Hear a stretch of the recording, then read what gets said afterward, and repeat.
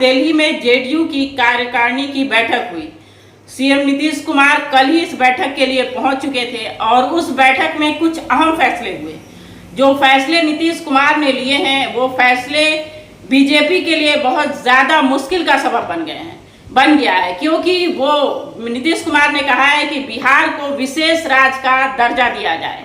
अभी तक इस विशेष राज्य के दर्जे का जो डिमांड नीतीश कुमार की तरफ से किया गया है उस पर बीजेपी का अभी तक कोई जवाब नहीं आया है।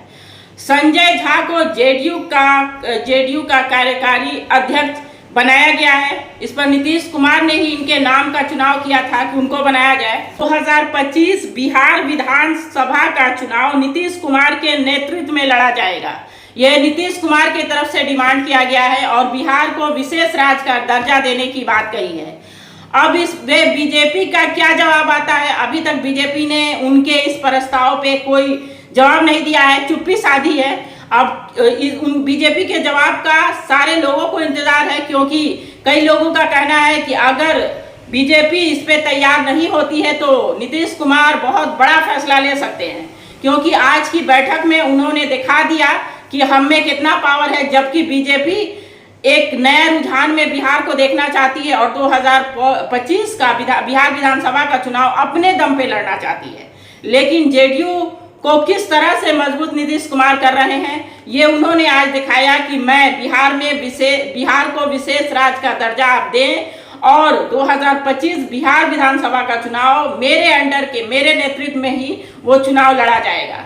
ये कहना है नीतीश कुमार का। अब आगे देखना होगा क्या बीजेपी की सहमति बनती है कि नहीं बनती है, क्योंकि राहुल गांधी जब संसद में नीट पेपर लीक का मामला उठा रहे हैं तो उनका माइक ऑफ कर दिया जा रहा है। और जब ओम बिरला साहब से राहुल गांधी ने कहा कि यहाँ से माइक ऑफ हो गया है सर, तो उन्होंने कहा कि यहाँ से कोई कनेक्ट नहीं है, आपका माइक का कोई कनेक्शन नहीं है कि मैं यहाँ से बटन दबा दूँ तो आपका माइक बंद हो जाएगा।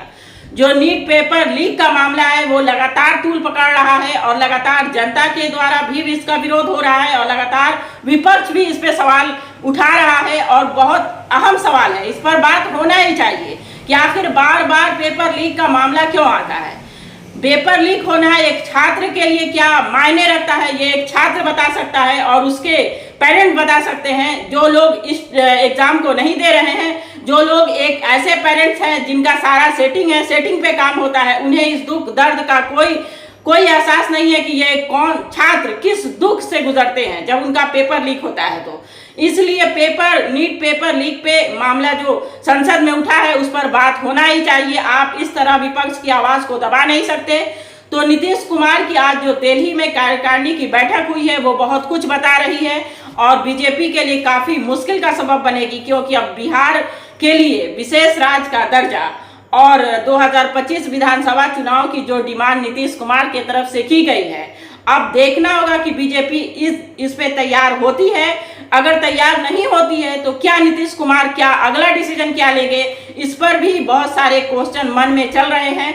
अब उनके फैसले का इंतजार लगातार जनता भी कर रही है, क्योंकि बिहार की जनता को उनसे काफी उम्मीद है।